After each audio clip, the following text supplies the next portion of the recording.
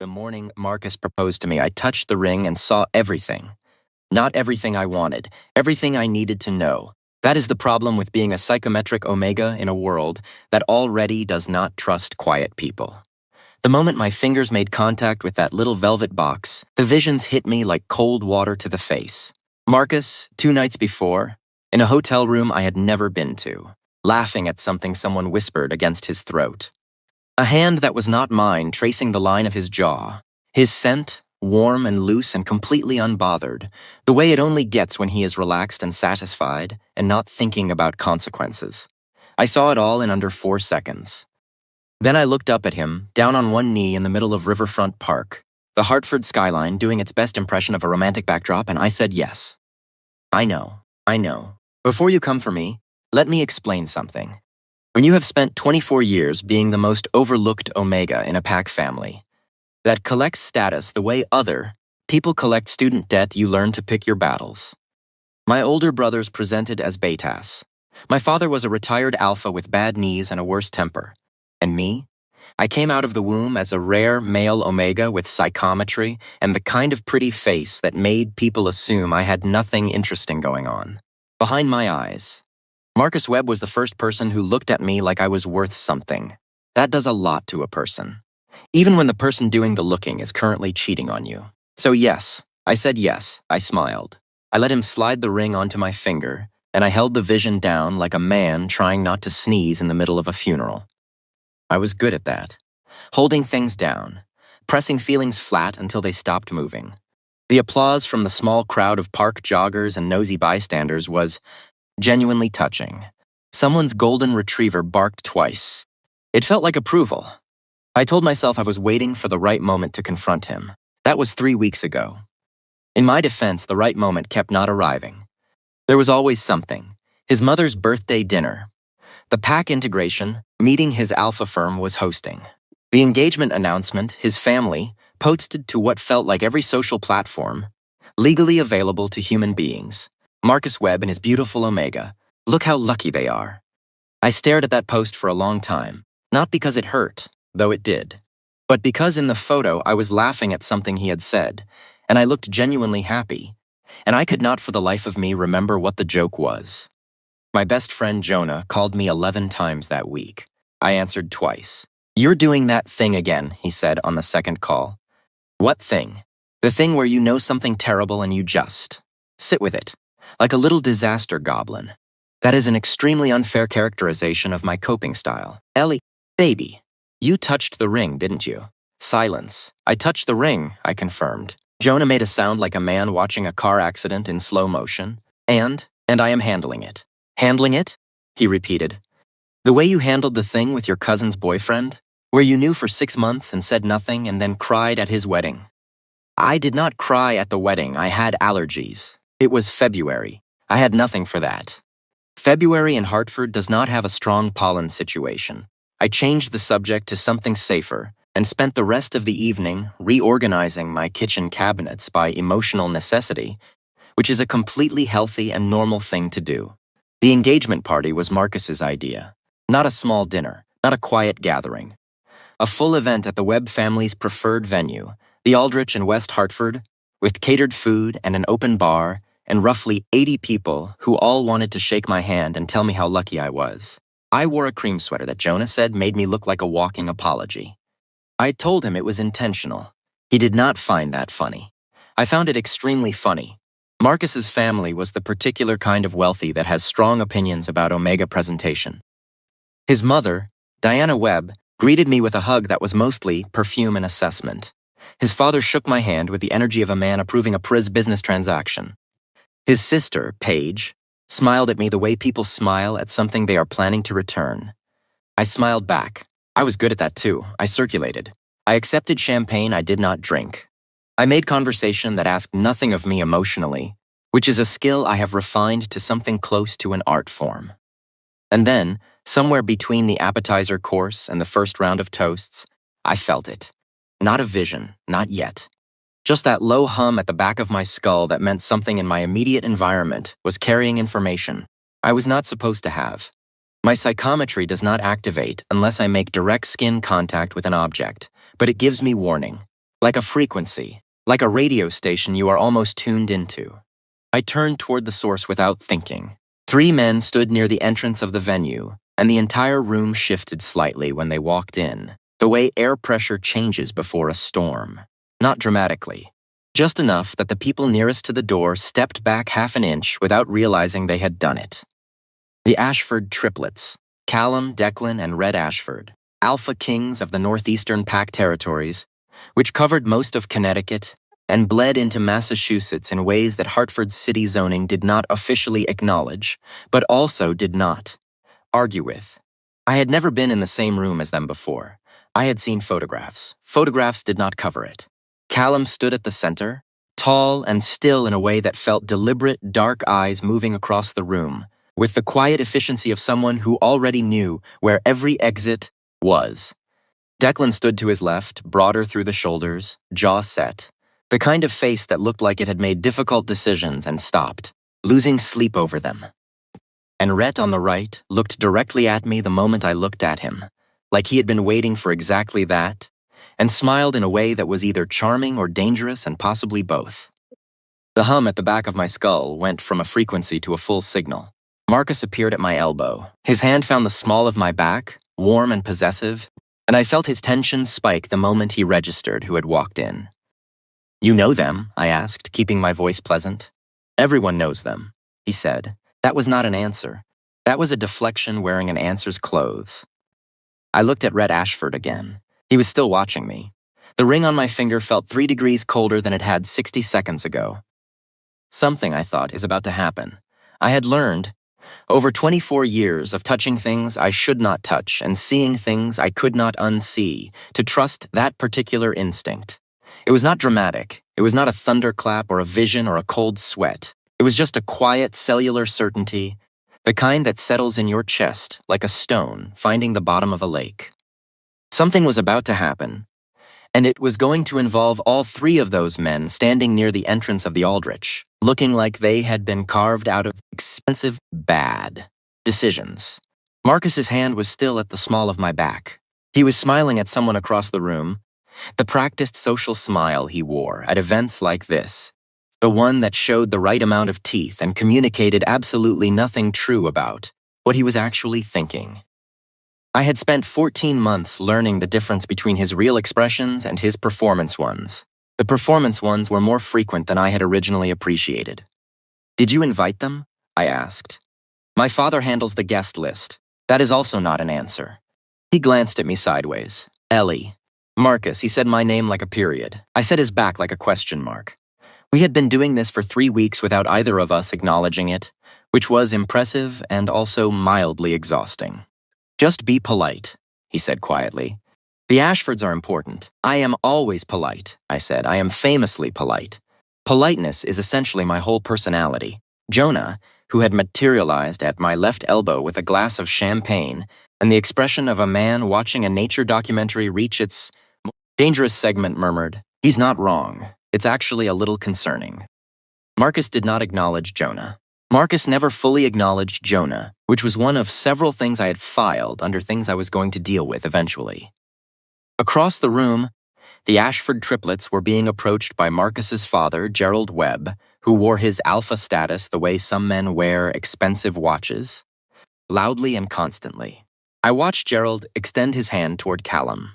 I watched Callum shake it with the energy of a man completing a transaction, had already mentally moved past. Rhett was still looking at me, not in a rude way, not aggressive or predatory, just steady, like he had located something specific and was patiently confirming his findings. I looked away first, mostly because I have some self-preservation instincts, even if they occasionally take their time showing up. "I need another drink," I said to no one in particular, and moved toward the bar. The bar was tucked into the back corner of the venue, which made it the best location in the room as far as I was concerned. Good sightlines, accessible exit, minimal requirement to make extended eye contact with people congratulating me on an engagement I had complicated feelings about. The bartender was a young beta with tired eyes and an efficient pour, and I appreciated both qualities immediately. "Club soda," I said, "with lime, and make it look like it could be something stronger so people stop offering me champagne." He did not smile, but his eyes did, which is the best kind of professionalism. I turned around with my drink and nearly walked directly into a chest that had absolutely no business being that solid. Declan Ashford caught my elbow before the club soda became a shirt situation. His grip was brief, controlled, and warm in a way that went through the fabric of my sweater and registered somewhere in the back of my skull as information. "Careful," he said. His voice was lower than I expected. Everything about him was slightly more than I expected. "I was being careful," I said. The room moved. His expression did not change, but something in his eyes shifted, like a door opening a centimeter. Rooms do that sometimes. Very inconsiderate of them. A beat of silence. Then, quietly, not quite a smile but adjacent to one, "You're the Omega, Webbs." The way he said it was not possessive or dismissive. It was more like he was reading something and confirming the text matched what he had been told, which somehow made it more unsettling. "I'm Eli," I said. "Webbs is his father's firm. I'm just a person." Something in his expression recalibrated, slightly. "Declan Ashford, I know who you are." Most people say that like an apology. "I'm not most people," I said pleasantly.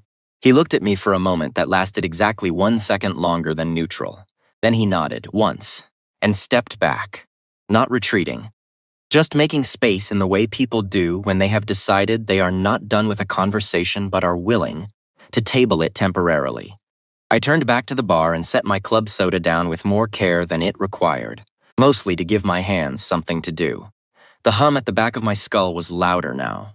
I found a quiet corner near the window and did what I do best at social events I did not want to attend, which is locate a spot with a good view and stand in it while looking pleasantly occupied. Outside, West Hartford moved in the particular, unhurried way it does on a Friday evening. Streetlights. A couple walking a dog. The ordinary architecture of a night that had no idea what was happening inside this building. Jonah found me in under 4 minutes, which is honestly impressive given the size of the room. "Declan Ashford touched your arm," he said without preamble. "He prevented a club soda incident. It was practical. Rhett Ashford has looked at you 9 times since they arrived. I counted. You were counting. Someone has to." He positioned himself beside me and adopted my exact posture, which is something he has done since we were 19, and which I find both irritating and deeply comforting. "Ellie, what is happening right now?" "An engagement party," I said. "For my engagement that I am engaged in. Engagedly. That is not a word. I'm under stress." Jonah was quiet for a moment. Outside, the dog walker disappeared around a corner. Inside, Marcus was laughing at something Callum Ashford had said, and the laugh was too loud, the performance kind, and his hand moved to the back of his neck the way it does when he is nervous. I noticed, because I notice everything. It is not always a gift. "The ring told you something bad," Jonah said, not a question. "The ring told me several things," I said. "I am still deciding what to do with them." "And the Ashfords?" I watched Rhett Ashford turn his head across the room, find me again with the kind of accuracy that should have required more effort, and hold my gaze for exactly 3 seconds before looking away. The stone in my chest shifted. "I have no idea," I said honestly, "but I think I'm about to find out." That thought had barely finished forming when Marcus appeared at my side with the specific energy of a man who had clocked exactly where I was, standing, and exactly who had been looking at me and did not love either of those facts. "There you are," he said, which was interesting phrasing given that I had not gone anywhere. "Here I am," I agreed. He slid his arm around my waist, and the gesture was warm and familiar and also, if I was being honest with myself, approximately 40% territorial. I had a read on Marcus Webb that was thorough and unfortunately accurate. He was not a bad person. He was a person who made bad choices and then managed them efficiently, which is a different category, but not a better one. "Callum wants to meet you," he said. I looked up at him. "Does he?" He asked specifically. That was interesting. Callum Ashford did not strike me as a man who asked for things he was not already reasonably certain he would receive. The fact that he had asked to meet me specifically at my own engagement party, at an event celebrating my commitment to another man, was the kind of detail that deserved more examination than I currently had the privacy to give it. "Lead the way," I said. Jonah caught my eye as Marcus steered me across the room. He mouthed something that looked like, "Be careful." I mouthed back, "I am always careful." He mouthed, "That is a lie." I gave him a look that communicated we would be discussing his attitude later and turned my attention forward. Callum Ashford up close was a different experience than Callum Ashford from across a room. From across a room, he was imposing in the general, architectural sense, the way a building is imposing. Up close, he was specific. Sharp jaw, dark eyes that moved with a precision that suggested he was not actually looking at you so much as cataloging you. He was the kind of man who made you feel like you were being read, and not a simple text, something with footnotes. Ellie Voss, he said when Marcus introduced me. Not a question. He already knew my name, which meant he had looked me up before tonight, which was a piece of information I added to the growing file in the back of my mind labeled things that do not add up. Callum Ashford, I said back. You can call me Cal. You can call me Eli, I said, which you already did, so we're off to an efficient start. Something moved behind his eyes. Not amusement exactly, more like recognition. Like I had said something that confirmed a hypothesis he had already been running. Rhett materialized on my left, which startled me slightly because men that size should not be able to move that quietly, and said, "He's funny." "I'm standing right here," I said. "I know," Rhett said. "I was talking to you." I had no immediate response to that, which was an unusual experience for me. I filed it under unsettling and kept my expression pleasant. Declan completed the formation on my right, which meant I was now standing in the center of 3 alpha kings at my own engagement party, while my fiancé hovered slightly behind me, having what I could only describe as a complicated moment. I did not need psychometry to read the energy in this specific arrangement. It was communicating quite clearly without any supernatural assistance. "Your territory is Northeast Connecticut," I said to Callum, "because filling silence with accurate information is a coping mechanism I have fully committed to." "Among other areas," he said. "Marcus's firm operates out of Hartford." "Yes. So this is a business relationship." Callum looked at me steadily. "It started that way." The way he said started made the word feel like a door left deliberately ajar. I did not walk through it. I am reckless about some things, but I try to be selective. Marcus's hand found my lower back again, the same spot as before, same pressure. I wondered if he knew he did it, or if it was automatic. The territorial instinct of an alpha, who was feeling something he did not want to name out, loud in a room full of people. "We should let you get back to your guests," Marcus said. The smile was perfect. The tension underneath it was not. "Of course," Callum said. He looked at me one more time, brief and complete, and then nodded. "It was good to meet you, Eli." "You too," I said. Rhett smiled at me on his way past, slow and warm and entirely too comfortable with itself, and said nothing, which was somehow more effective than if he had said something. I watched them move back toward the other side of the room and thought, very clearly and without any particular drama, I am in some kind of trouble. The coats were kept in a small room off the main hall, the kind of venue detail that is thoughtfully practical and mostly ignored until the end of the night. I slipped in there 20 minutes later, under the justification of checking my phone. Which was true, and also needing 30 seconds of silence that did not require me to perform contentment, which was more true. I found my jacket on the 3rd hook. I checked my messages. Jonah had sent me 4 texts in the last hour, each one a single escalating punctuation mark, period, question mark, exclamation point, and then, most recently, a single asterisk, which did not mean anything but felt extremely expressive. I was typing back when my hand brushed the jacket hanging next to mine. I did not mean to make contact with the inner pocket. It was a half-second of accidental touch, the back of my knuckles against fabric, and the vision came before I could stop it. Marcus's voice, low and careful. A phone call, recent 2 days ago at most, and another voice on the line, familiar in a way that took me a half-second to place, and then placed very clearly. Paige. His sister. "He's going to figure it out eventually," Marcus said in the vision. "Not if you're careful," Paige said, "and not if I handle the Ashford situation before it becomes a problem." "What does that mean, handle it?" A pause. Then, "It means the triplets don't get what they came for tonight. Trust me." The vision cut out. I stood in the coat room with my hand pulled back against my chest and my heart doing something loud and uncoordinated behind my ribs. The Ashfords came tonight for something specific. Marcus knew what it was, and Paige was planning to stop it. I looked down at my engagement ring, sitting on my finger catching the dim light of a room full of other people's coats, and thought about how often the things we choose to hold on to are the things that have already decided to let us go. Then I straightened my sweater, put my phone in my pocket, and walked back out into the party like a person who had not just experienced a minor psychological earthquake in a room. This is a skill. Not everyone has it. I have spent years developing the ability to absorb genuinely destabilizing information and then re-enter a room with my face completely composed and my posture suggesting nothing more complicated than mild social fatigue. It is not healthy. It is, however, extremely useful. The party had shifted slightly in the 20 minutes I had been gone. The crowd had loosened, the way crowds do after the second round of drinks. Conversations bleeding into each other, the formal edges of the evening going soft. Someone had found the courage to request a song change, and the background music had moved from ambient piano to something with a low, easy rhythm that made the whole room feel like it was breathing differently. Marcus was near the center of the room with Gerald, and two men I recognized as senior partners from his firm. His body language was the kind of relax that required effort, shoulders down, gestures measured, laughing at the right moments. I knew that configuration. It meant he was managing something while pretending he was not managing anything. I got a fresh club soda from the bar and positioned myself at a comfortable angle, where I could see most of the room without appearing to watch it. This is also a skill. I have many skills. Most of them are defensive. Jonah materialized beside me with the punctuality of someone who had been tracking my location. "You were gone for a while," he said. "Coat room. You don't have a coat."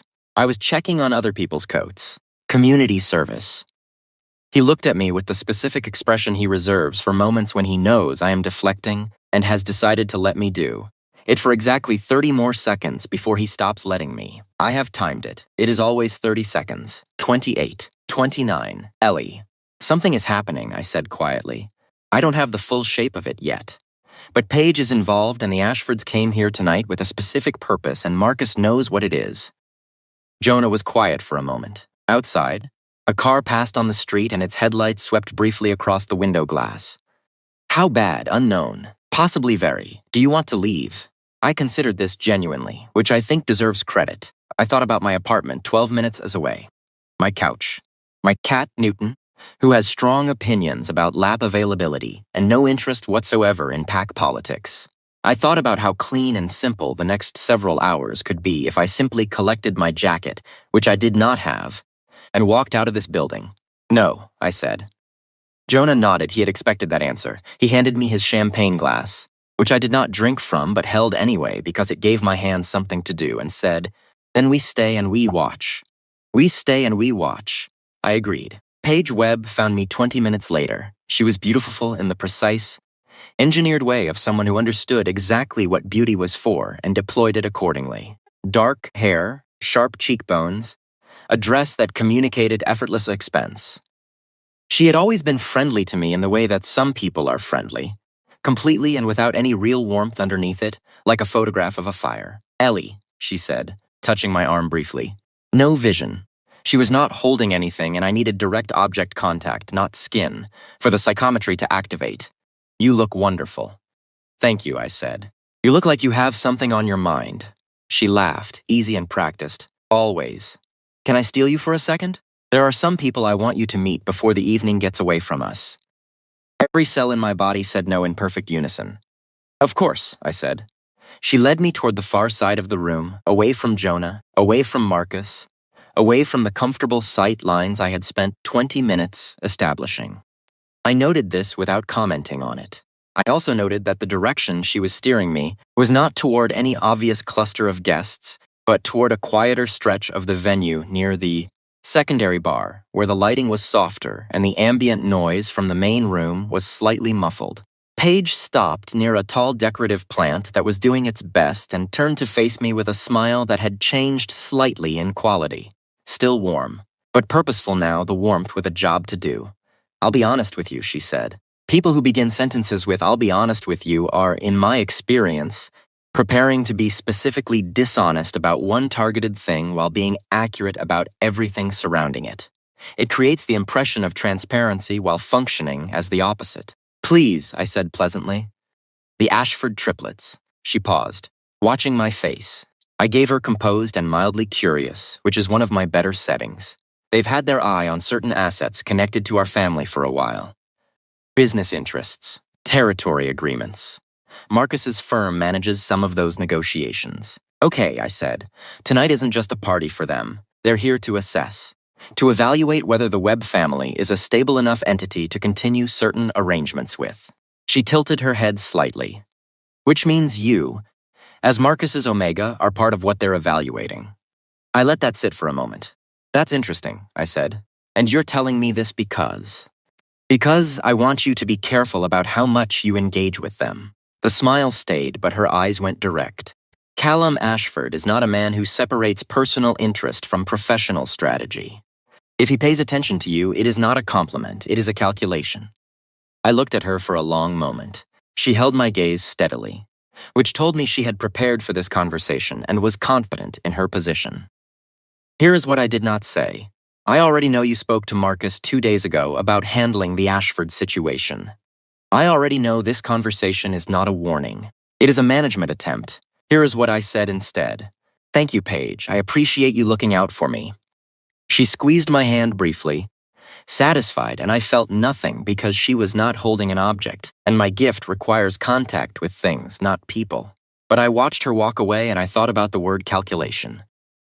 Because she was not wrong that Callum Ashford was calculating. She was just wrong about who he was calculating toward. And somewhere across the room, as if he had heard a frequency only he could detect, Red Ashford turned and looked directly at me for the 10th time that evening. I stopped counting after that. Which was a problem, because counting was how I managed Red Ashford. Assigning him a number made him a data point. Data points are manageable. Data points do not look at you like they already know something about you that you have not figured out about yourself yet. I returned to Jonah, who took one look at my face and said, Paige. I confirmed, what did she want? To warn me about the Ashfords. I picked up my club soda. It had gone warm, which tells me the Ashfords are exactly where I should be paying attention. Jonah made the sound he makes when he is impressed against his will. You know, most people would just enjoy their engagement party. Most people did not touch their engagement ring and see their fiancé in a hotel room with someone else. Fair point. He glanced across the room. Which one do you think is the most dangerous? I did not have to think about it. Callum. But Rhett is the one I can't read, which makes him the most interesting. And Declan? I thought about warm fingers on my elbow. The brief, controlled grip. The way he had looked at me like I was a sentence he was rereading to make sure he had understood it correctly the first time. Declan, I said carefully, is the one who already decided something. I just don't know what yet. Jonah stared at me. You have been here for 2 hours. I'm efficient, I said. The formal portion of the evening arrived with the reliable awkwardness of all formal portions of all engagement parties, which is to say. Gerald Webb tapped his glass. The room went attentive, and Marcus took my hand and stood beside me while his father said warm and expansive things about legacy and partnership and the Webb family's long tradition of making excellent choices. I smiled. I held Marcus's hand. I was, genuinely, a picture. Marcus squeezed my fingers once during his father's speech, and I squeezed back, and for exactly 3 seconds it felt like something real. That is the complicated thing about people who hurt you. They do not hurt you constantly. If they did, it would be so much simpler. Then Gerald raised his glass and said, To Marcus and Eli, may they build something that lasts. The room drank.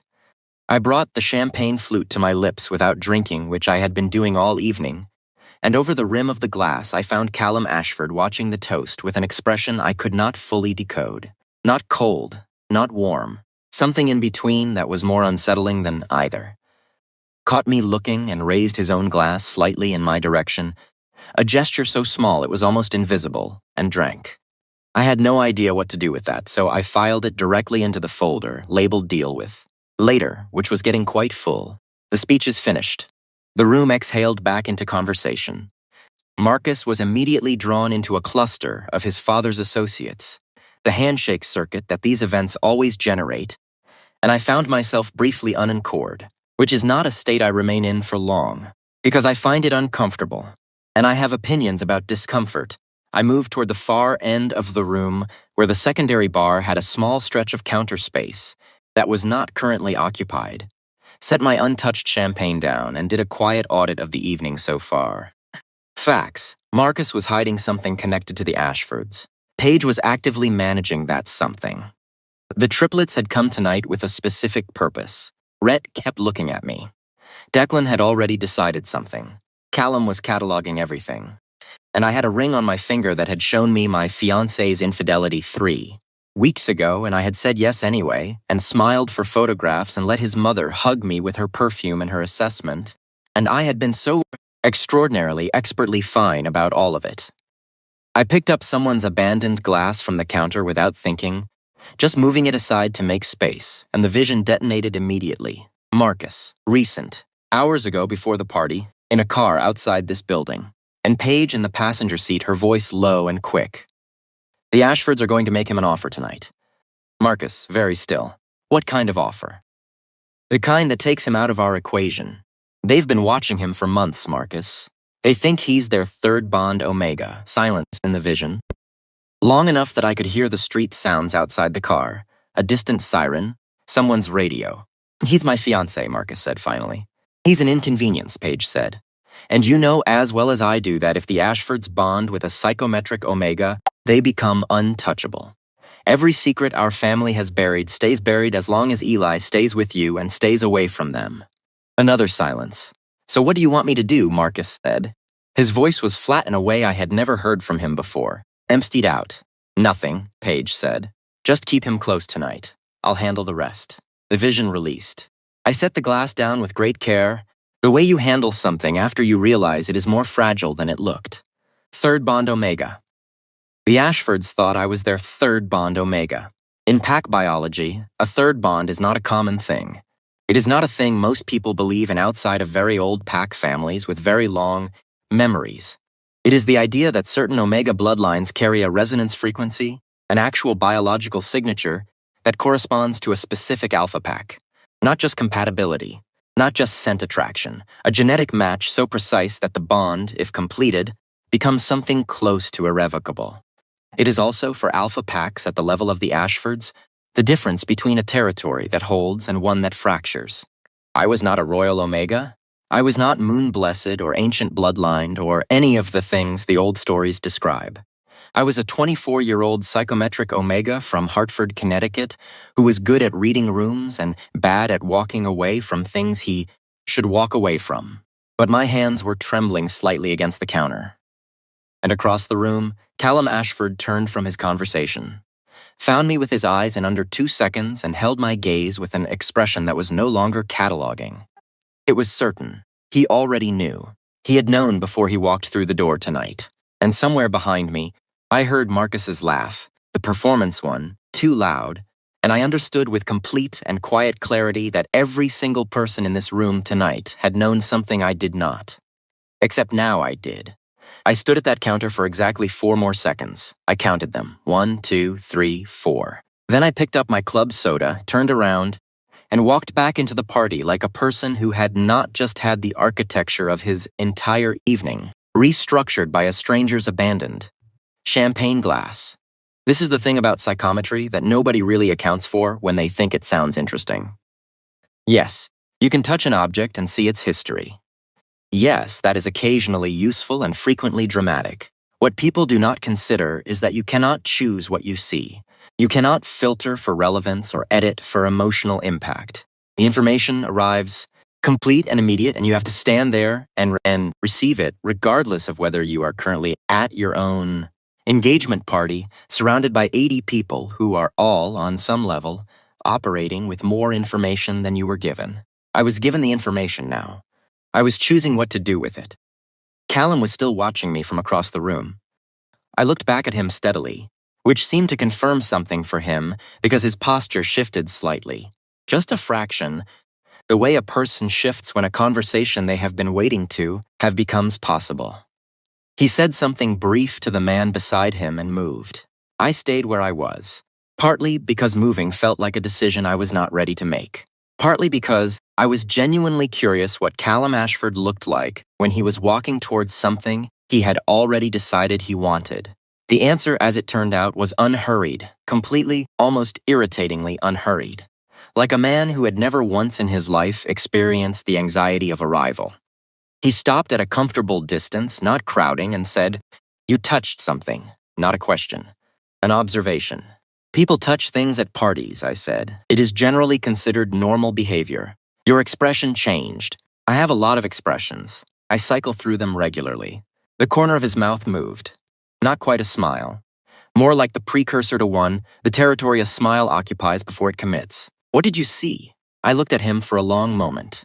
Around us, the party continued its comfortable noise, glasses, and conversation, and the low music threading through everything. Nobody was watching us specifically. Paige was across the room with her hand on someone's arm, laughing at something, but her eyes moved to us briefly and then away, the careful attention of someone pretending not to pay attention. "You already know what I saw," I said quietly, "or at least the shape of it." "I know what we told your fiancé's firm 6 weeks ago," Callum said, "when we requested information about unaffiliated psychometric omegas in the Hartford territory." He paused. "I know his family has known about you for longer than he let you believe." Something cold moved through my chest. Not surprise exactly. More like the confirmation of a suspicion that had been sitting quietly in the back of my mind since I touched that first glass. "How long?" I said. 14 months. 14 months. The entire length of my relationship with Marcus Webb. I took a slow breath in through my nose and let it out through my mouth and kept my face at composed and mildly interested, which was genuinely the hardest I had ever worked for that particular expression. "So he pursued me because his family flagged me as a person of interest to your pack," I said. "We believe so. And the engagement." "Insurance," Callum said. Simply, without cruelty, which somehow made it worse. "A bonded and committed Omega cannot be approached for a third bond claim under pack law. If you married Marcus Webb, the question of your biological resonance became legally irrelevant." I looked down at my ring. There it was, the full shape of it. Marcus had not fallen in love with me and then made bad choices. He had been pointed at me like a solution to a problem his family had identified, and he had executed the solution, and somewhere along the way there had been genuine feeling. I believed that. I was not ready to stop believing that, but the foundation under the feeling had been constructed deliberately. The ring on my finger was not a proposal. It was a lock. "You came tonight to make a countermove," I said. "We came tonight," Callum said, "because you deserve to know what you are." I looked up at him. "And what am I?" He held my gaze with an expression that was direct in a way that made my chest do something complicated. "Ours, biologically, historically, and by every measure of pack law that predates the Webb family's involvement in Hartford territory by about 200 years. A pause. "If you choose it." The last 3 words landed differently than everything before them. If I choose it, not a command, not a claim, not the move of an alpha pack asserting territorial rights over a discovered third bond Omega, which would have been legally available to them and which I would have fought with every functional brain cell I possessed. A choice. Offered. At an engagement party in West Hartford. On a Friday evening, I almost laughed. I contained it, but only barely. "Your timing," I said, "is genuinely something." "We've been waiting for the right moment for 6 weeks, Rhett said from my left, appearing again with that impossible quietness. "Marcus Webb's family kept moving your schedule." I turned to look at him. Up close, without the buffer of a crowded room between us, Rhett Ashford had the kind of face that looked like it had been designed to make people feel like the most interesting thing in the room. Warm eyes, easy mouth, and underneath it something watchful and careful that the warmth did not entirely cover. "You could have called," I said. "Would you have answered?" I thought about that honestly. A call from the Ashford pack 6 weeks ago. Before tonight, before the coat room and the abandoned champagne glass and Paige's careful warning that now read as something entirely different. "No," I admitted. He nodded like that was the right answer, "so we came to you." Declan appeared on my right, completing the formation for the second time that evening, and this time the arrangement felt different. Less like being surrounded and more like being centered. Like standing in the middle of something that had been oriented around me before I arrived. "We're not asking you to decide anything tonight," Declan said. His voice was low and even, the voice of a man who chose his words the way other people choose load-bearing walls. "We're asking you to know the truth. What you do with it is yours." I looked at the 3 of them. Then I looked across the room at Marcus, who was watching us with his performance smile locked into place, and something that was not quite fear but was close enough to it moving behind his eyes. The ring felt cold again. "Okay," I said quietly. "Okay," Red asked. "I heard you," I said. "I need to think." "But I heard you." Callum nodded once. And for the first time all evening, the certainty in his expression softened into something that looked, unexpectedly, like relief. I filed that away too. The relief of a man who had prepared for resistance and received something else instead. That was its own kind of information. I excused myself from the three of them with a politeness that was genuine and also bought me approximately 90 seconds before Marcus reached me, which I used to locate Jonah, make brief eye contact across the room, and communicate through the shared language of 14 years of friendship that I needed him at my side in the next 3 minutes without making it obvious. Jonah set down his drink and began a very natural and completely unconvincing drift in my direction. Marcus arrived first. He came in close, closer than the party required, and his hand found my elbow with a grip that was gentle in pressure and not gentle in intent. The performance smile was gone. What replaced it was something I had never seen on his face before, not in 14 months of learning his expressions. It was stripped down, unmanaged. "We need to talk," he said quietly. "We're at a party," I said. "Our party. Ely, Marcus." He exhaled through his nose and steered me gently and with great determination toward the hallway that connected the main venue room to the private event corridor. I went because I had decided approximately 40 seconds ago that this conversation was going to happen tonight regardless of my preferences, and I would rather have it in a hallway than in the middle of 80 people who were all, as I now understood, operating with relevant context I had been deliberately denied. The hallway was quiet.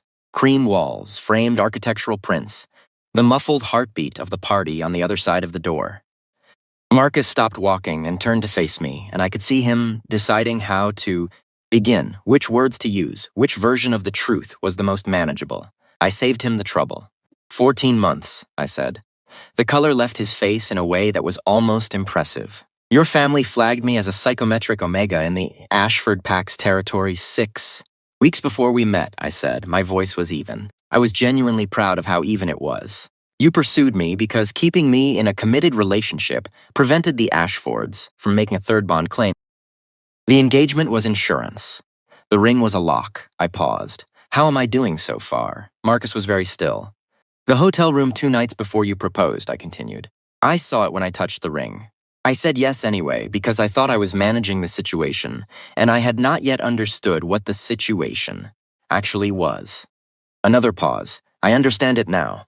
The silence that followed was the particular quality of silence that exists after something. Irrevocable, not empty, full, packed with everything that could be said and was not going to be adequate. Ellie, he started. I need you to not explain it to me, I said. I need you to just tell me one true thing, not a managed thing, not the version that makes it more understandable. One true thing. He looked at me for a long moment. His jaw moved.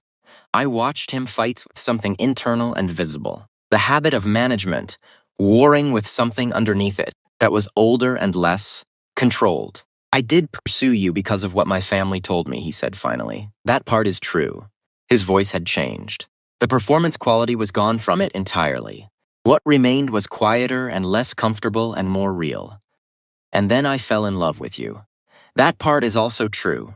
And I have spent 14 months knowing both of those things at the same time and not finding a way to put them together. That didn't make me someone I didn't want to be. I looked at him. He looked back at me. I'm sorry, he said. And it was the realest thing he had said to me in weeks. Here is what I felt. I believed him. About the love part, I had enough experience with deception to know the difference between a managed emotion and a genuine one, and what was on Marcus Webb's face in that hallway was genuine, complicated and compromised, and arrived at through a series of choices I could not forgive but genuine. Here is what else I felt. It was not enough. The person in the hotel room, I said. His eyes closed briefly. It was a mistake. Who? A pause that lasted 3 full seconds. It doesn't matter who. It matters to me. Another pause. Longer. And then, with the exhausted quality of a man who has run out of management strategies. Jordan. From my firm. It happened twice. I ended it. Jordan from his firm. A name, a shape, a specific betrayal with a title and a location and a frequency, twice. I nodded slowly. I know that I have no right to ask you for anything right now, Marcus said. But I need you to know that what I feel for you is real. Whatever my family did, whatever I did, the feeling underneath it was never manufactured. I know, I said quietly. That's actually the hardest part. He flinched. Small, controlled, but real. The door at the end of the hallway opened and Paige appeared, and the expression on her face when she took in the two of us told me she had been listening for longer than the door opening suggested. She composed herself in under a second, which was impressive, and said, "There you both are. People are asking for you." I looked at her. She looked back at me with the careful neutrality of someone who did not yet know exactly how much I knew. I smiled. My best smile, the one I save for moments that require maximum pleasantness as a form of armor. "Of course," I said. We were just finishing up. I moved toward the door, and Paige stepped aside, and I walked back into the party with Marcus behind me and the specific, quiet devastation of a person who has just had their last available illusion removed with both hands. The room was warm and loud and full of people celebrating something that no longer existed in the form they believed it did. Across the room, Rhett Ashford watched me walk back in. He did not smile this time. He just looked at me with an expression that said, simply and without any performance at all, "I see you." And for reasons I was not prepared to examine in a room full of 80 people, that was the thing that finally made my eyes sting. I did not let them. This is something I have practice with. The specific physical discipline of not crying in public, which sounds dramatic until you grow up as the only male Omega in a beta-dominant family, where emotional visibility was treated as a structural weakness. I learned early that tears in the wrong room give people information they will use, not to help you, but to manage you. So I blinked once, slow and deliberate, and the sting receded, and I walked back into the warm noise of the party with my spine straight, and my expression set to pleasant and untroubled. Rhett was still watching me from across the room. I looked back at him for exactly 2 seconds, not as a message, just as an acknowledgement. I see you seeing me. Then I turned toward the nearest cluster of guests and inserted myself into a conversation about Hartford's new waterfront development project with the energy of a man who had opinions about urban planning and absolutely nothing else on his mind. I did not have opinions about urban planning. I had a great many other things on my mind, but I smiled and nodded and contributed 2 sentences that were contextually appropriate, and the people in the conversation accepted my presence without question, and Marcus drifted to my side and stood close in the way he had been doing all evening, and I let him, because the alternative was a scene I was not ready to have in front of 80 people who had eaten our catered appetizers and drunk our open bar champagne. Jonah found the gap beside me 4 minutes later, with the quiet efficiency of a man who has attended enough of my difficult evenings to know exactly when to arrive.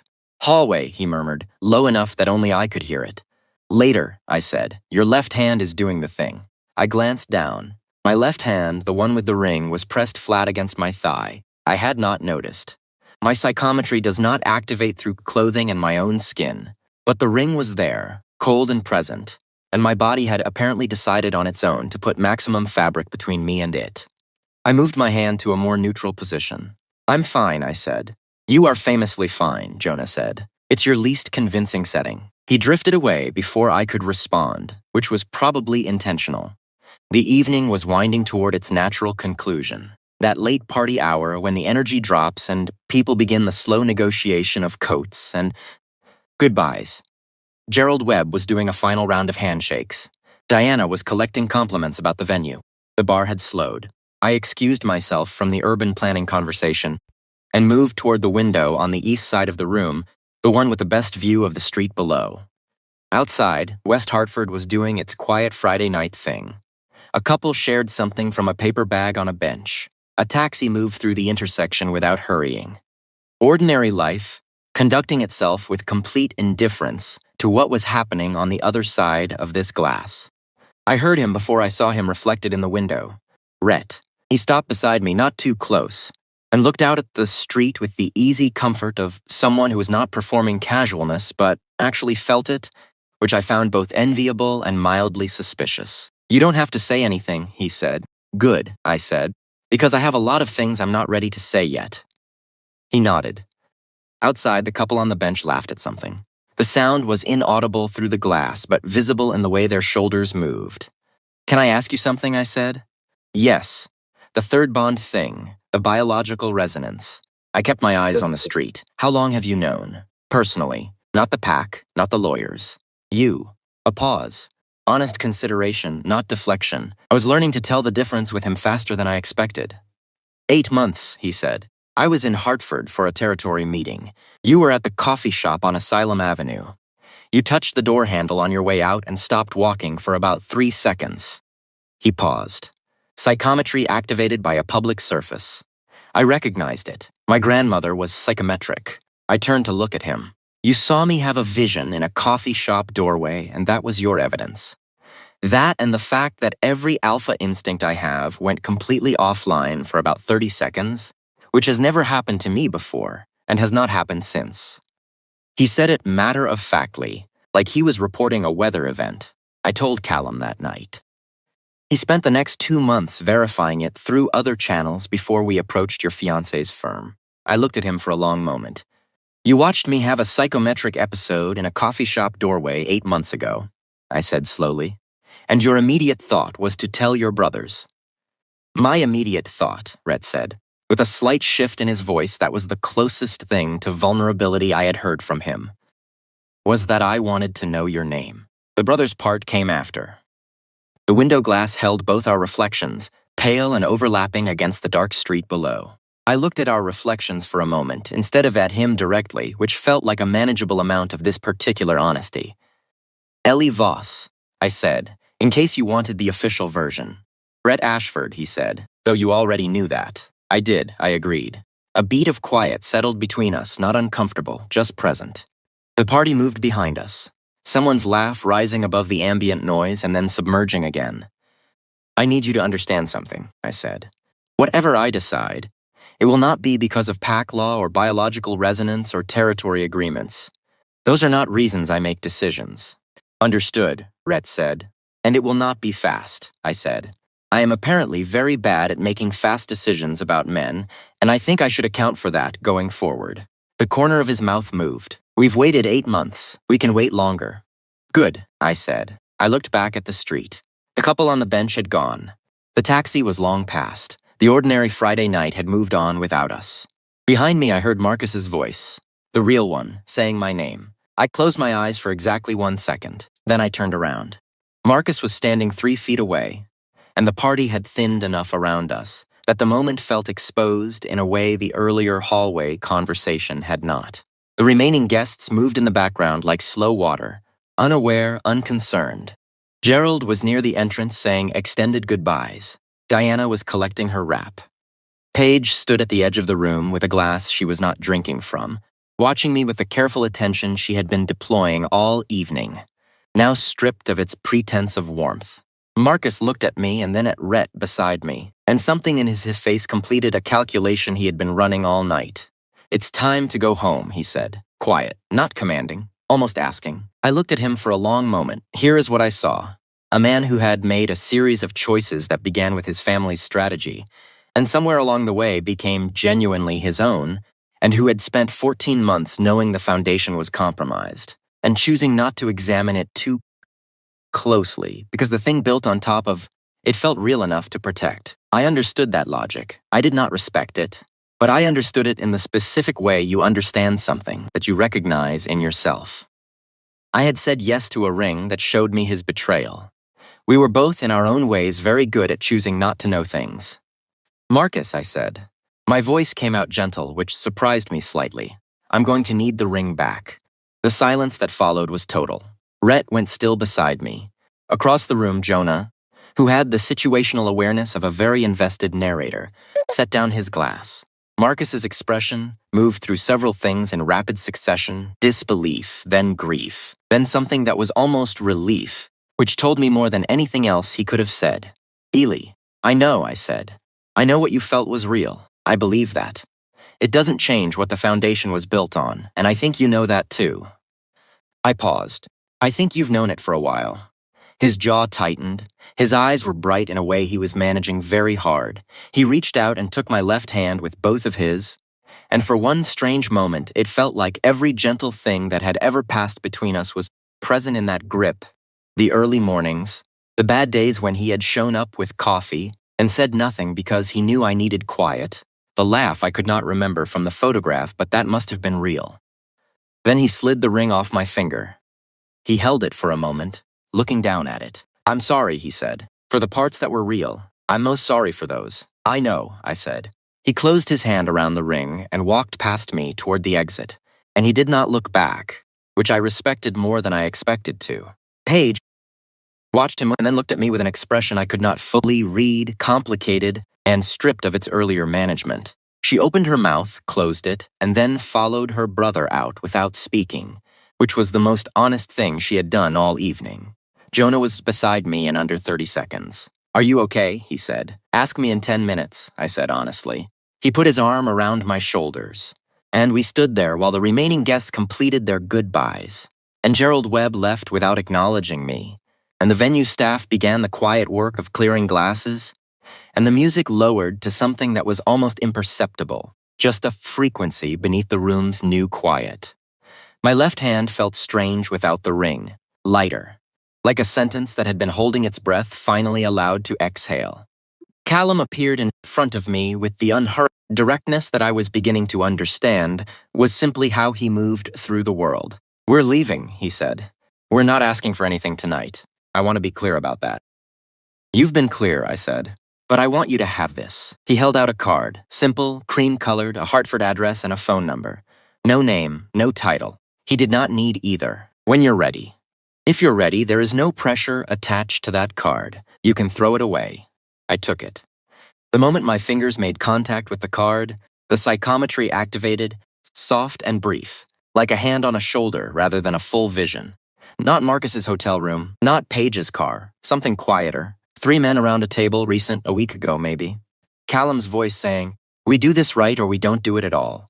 Declan, he gets to choose." Rhett, quiet for a moment, then, "I know, that's what makes it worth it." The vision released. I looked down at the card in my hand. "Okay," I said. Callum nodded. And then, because he was Callum and he did not over-explain things, he simply stepped back.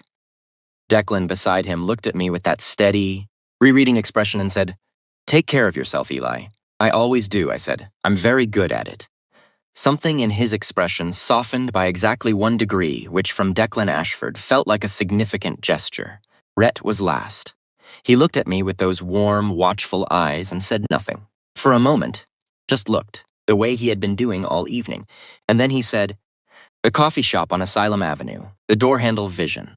What did you see?" I blinked. I had not thought about that specific vision in months.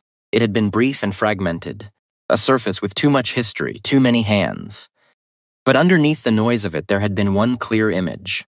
3 men, laughing at something, the kind of laugh that happens when people have known each other long enough to laugh without performing it. I had not known whose laugh it was at the time. I did now. "I saw something worth waiting for," I said.